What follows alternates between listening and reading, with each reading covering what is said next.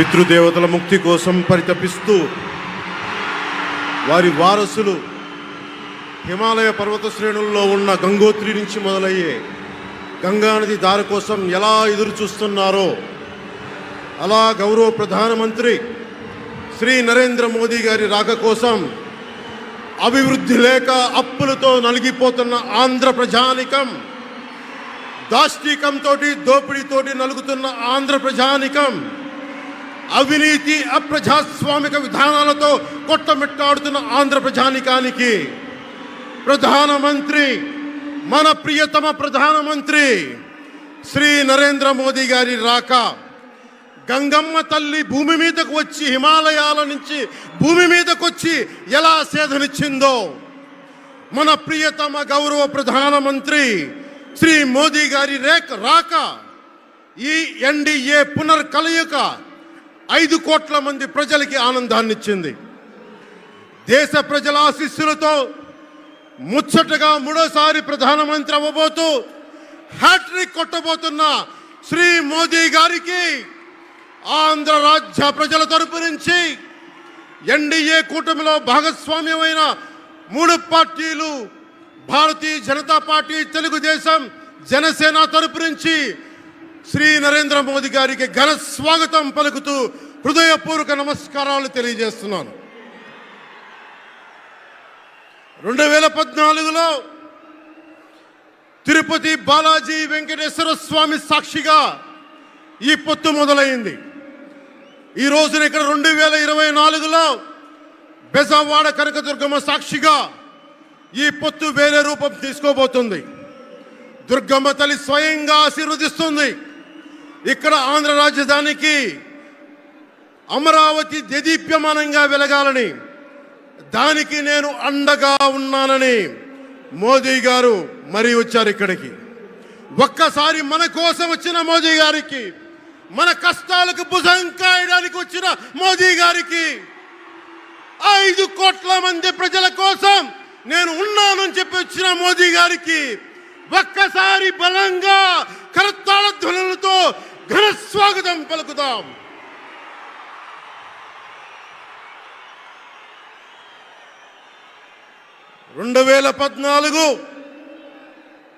తిరుపతి బాలాజీ ఆశీస్సులతో ఎన్డీఏ విజయాన్ని సాధించింది, ప్రభుత్వాన్ని స్థాపించింది. 2024లో దుర్గమ్మ తల్లి ఆశీస్సులతో మొదలు పెడుతున్నాం. అంతకు మించిన ఘన విజయం సాధిస్తున్నాం. ఎన్డీఏ ప్రభుత్వాన్ని స్థాపిస్తున్నాం. బిడ్డలకి అండగా ఉండే దుర్గమ్మ తల్లి అయ్య కంటే ఒక ముద్ద ఎక్కువే పడద్ది. అలాంటి తల్లి ఆశీస్సులతోటి మన ప్రభుత్వాన్ని స్థాపించే దిశగా వెళ్తున్నాం. మోదీ గారు డిజిటల్ భారత్ అన్న నేపథ్యంలో దేశాన్ని మొత్తం తీసుకెళ్తా ఉంటే, ఇక్కడున్న వైసీపీ ప్రభుత్వం అధికారికంగా ప్రతి చోట క్యాష్ ఎకానమీ అయిపోయింది. దేశాన్ని డిజిటలైజ్ చేద్దాం, కరప్షన్ తగ్గిద్దాం, బ్లాక్ మనీని తగ్గిద్దామంటే ఆంధ్ర రాష్ట్రంలో మటుకు బ్లాక్ మనీ ఎక్కువైపోయింది.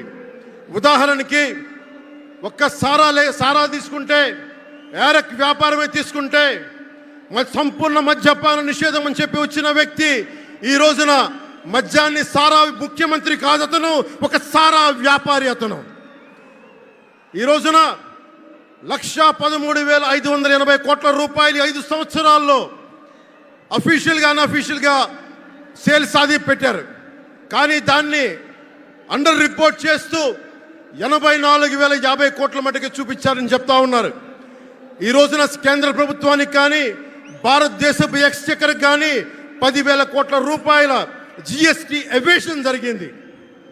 అలాగే ఇసుక దోపిడీ, జేపీ వెంచర్స్ పేరు మీద ఆ బినామీలు ఎవరో తెలుసు. ఆ 5 మంది पवन जरा पुलिस के लोग उनको नीचे उतारिए उनको। बिजली के तार हैं, आप क्या कर रहे हैं वहां? Please come down.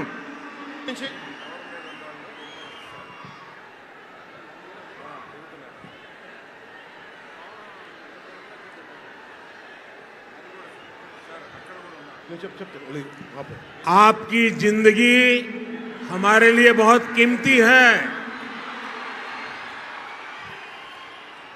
प्लीज नीचे आइए। आप मीडिया वालों ने आपकी फोटो ले ली है, आप नीचे आइए।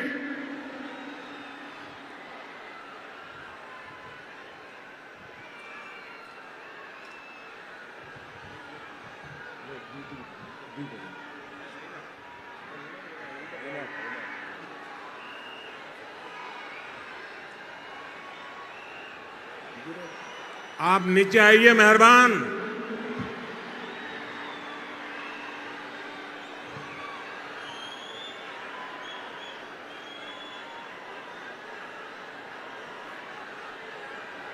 यहां जो पुलिस के लोग होंगे, इन सभी टावर पे जरा कहर करें।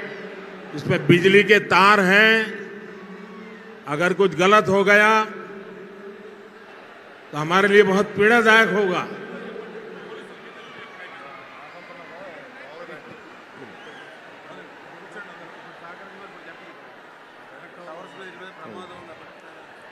దయచేసి అందరూ ఆ ఎలక్ట్రికల్ లైట్స్ అన్నీ ఉన్నాయి, ఎలక్ట్రికల్ కనెక్షన్స్ ఉన్నాయి. దయచేసి మీ ప్రాణాల మీద ప్రధానమంత్రి గారు ఎప్పుడు ప్రోటోకాల్ బ్రేక్ చేసి మరి మీకోసం వచ్చారు. దయచేసి వాటి మీదకి ఎక్కకండి. సభ సజావుగా జరగాలి, మీరు క్షేమంగా ఇంటికి వెళ్ళాలని ప్రధానమంత్రి మోదీ గారు కోరుకుంటూ మరి సభ కంటే ముందు వచ్చారు. ఆయన మాట్లాడగల సమయం కంటే కూడా ముందు వచ్చారు మీకోసం. దయచేసి బాబు మీరు కూడా దిగిపోయింది అక్కడి నుంచి, ఆ టవర్ నుంచి దిగిపోమ్మా. నువ్వు కూడా దిగిపో, ఆరెంజ్ చొక్కా దిగిపో, దిగిపో దిగిపో, దిగాలి. దయచేసి కింద ఉన్న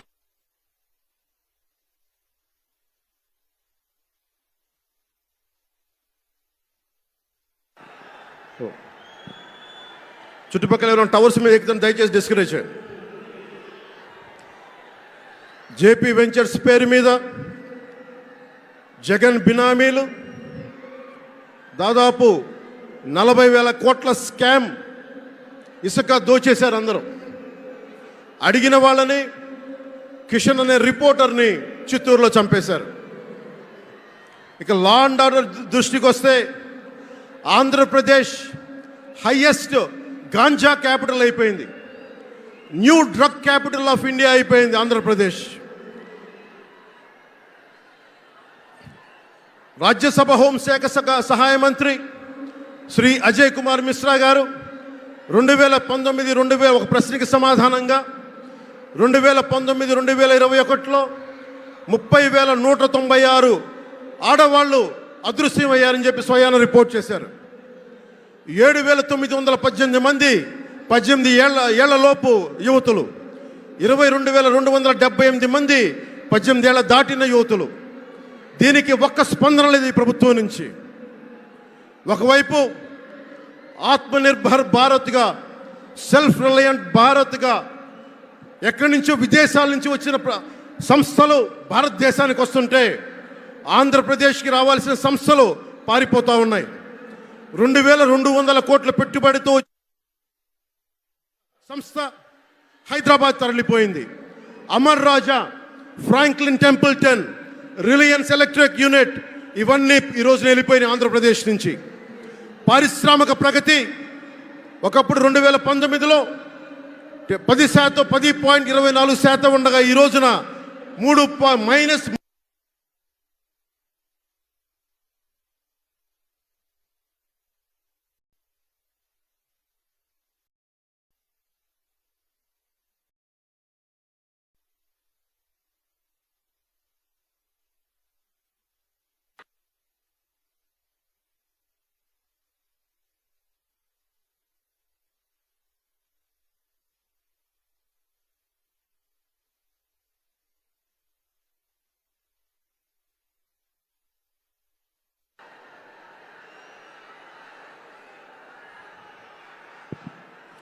-10% ఉండాల్సిన ప్రగతి. దయచేసి మీరు అందరూ మైక్ సెట్ మీద పడకుండా దూరంగా వెళ్ళండి. అందరూ దయచేసి మీ ఉత్సాహం రాష్ట్రం వైపు చూపించండి, దేశం వైపు చూపించండి. మైక్ సెట్ మీద పడితే మనకి మాట్లాడడానికి ప్రధానమంత్రి గారు విలువైన మెసేజ్ ఇస్తారు. దానికోసం మైక్ మీద పడకుండా, కన్సోల్ మీద పడకుండా దయచేసి అందరూ అక్కడున్న యువకులు అందరూ దయచేసి ఒత్తిడి చేయకుండా వెనక్కి వెళ్ళండి. ఆంధ్రప్రదేశ్ నెగిటివ్ గ్రోత్ పోతా ఉంది. మా మీద తెలుసు, వైజాగ్లో ఇన్సిడెంట్లు కానీ ప్రతిపక్ష నాయకుల మీద ఎలాంటి దాడులు చేశారో, బీజేపీ కార్యకర్తల్ని పొట్టల్లో కత్తులు గుచ్చి పేగులు బయటికి తీశారు వైసీపీ నాయకులు. వైఎస్ వివేకానంద రెడ్డి గారిని మర్డర్ చేయించిన ప్రభుత్వం ఇది. సిబిఎన్ గారిని ఇబ్బంది పెట్టిన ప్రభుత్వం అరెస్ట్ చేసి నన్ను స్వయాన అనేక పర్యాయాలు అడ్డుకున్న ప్రభుత్వం ఇది. ఈ ప్రభుత్వం పోవాలి.